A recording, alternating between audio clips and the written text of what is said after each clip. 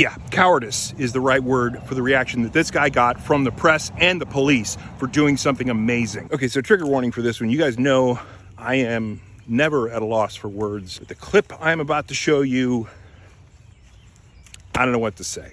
The guy you're about to see is an ethical hacker who wound up starting to take down the wrong type of websites that look to harm chillin'.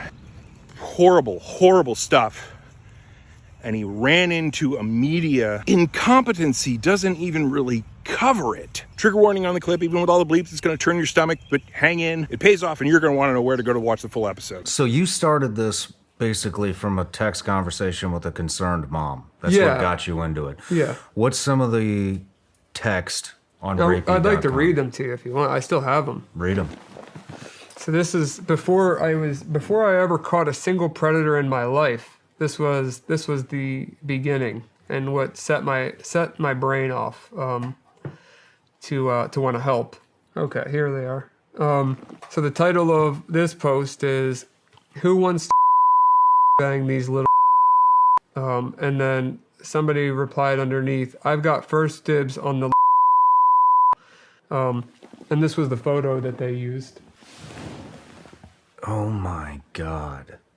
That's just one of three text These messages. girls look like they're 6. Very young, yeah.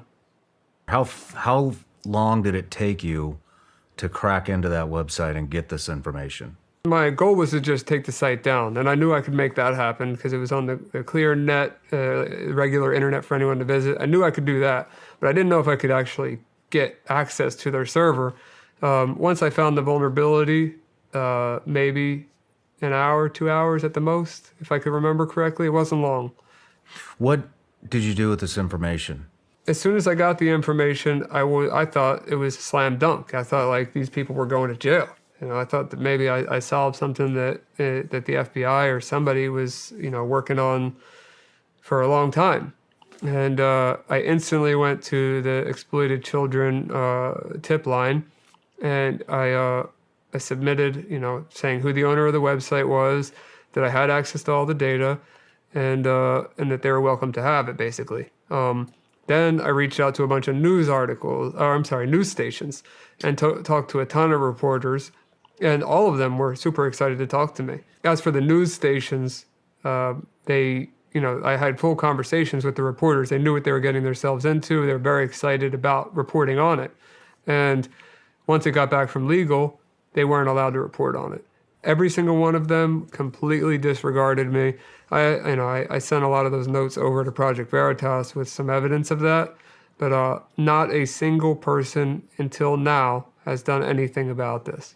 Not any conservative media, not any liberal media, because unfortunately that's the day and age we live in now, right? None of them would touch this. No. None of them want to be involved in saving kids. When I say I tried so hard, and nobody wanted to do anything. Law enforcement didn't want to get involved either.